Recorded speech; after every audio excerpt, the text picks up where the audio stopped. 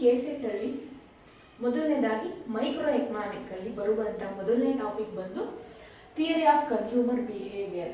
ಈ theory of consumer behaviour ಅಲ್ಲಿ ಯಾವ ಟಾಪಿಕ್ ಇನ್ಕ್ಲೂಡ್ ಆಗುತ್ತೆ ಅಂತ ಅಂದ್ರೆ ತುಷ್ಟಿಗುಣ ಅಂದ್ರೆ ಏನು, ತುಷ್ಟಿಗುಣದ ವಿಧಗಳು ಮತ್ತೆ ತುಷ್ಟಿಗುಣದ ಲಕ್ಷಣಗಳು, ಮತ್ತೆ ಆ ತುಷ್ಟಿಗುಣದ ವಿಧಗಳಲ್ಲಿ ಒಂದು ಮೂಲಾಂಕ ತುಷ್ಟಿಗುಣ ಮತ್ತೊಂದು ಸ್ಥಾನದರ್ಶಕ ತುಷ್ಟಿಗುಣ. ಈ ಮೂಲಾಂಕ ತುಷ್ಟಿಗುಣದಲ್ಲಿ 3 ನಿಯಮಗಳು ಬರ್ತವೆ. ಅದು ಇಳಿಮುಖ ಸೀಮಾಂತ ತುಷ್ಟಿಗುಣ, ಸಮಸೀಮಾಂತ ತುಷ್ಟಿಗುಣ ನಿಯಮ, ಅನುಭೋಗ್ಯ ಅಧಿಕ ತೃಪ್ತಿ. ನಂತರ ಸ್ಥಾನದರ್ಶಕ ತುಷ್ಟಿಗುಣ ಬರುತ್ತೆ.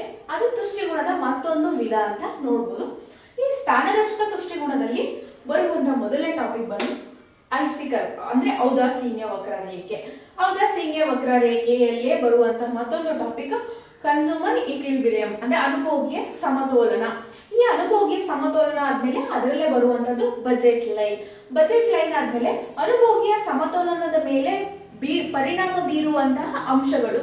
ನಂತರ ಈ ಇಂಡಿಫರೆನ್ಸ್ ಕರ್ವ್ ನ ಮಹತ್ವ ಮತ್ತು ಟೀಕೆಗಳನ್ನ ನಾವು ಇದರಲ್ಲಿ ಕನ್ಸ್ಯೂಮರ್ ಬಿಹೇವಿಯರ್ ಥಿಯರಿ ಮೊದಲನೇ ಚಾಪ್ಟರ್ ಅಲ್ಲಿ ಅಥವಾ ಮೊದಲನೇ ಯೂನಿಟ್ ಅಲ್ಲಿ ಇಷ್ಟೆಲ್ಲ ಅಂಶಗಳನ್ನ ಗಮನಿಸ್ತೀವಿ.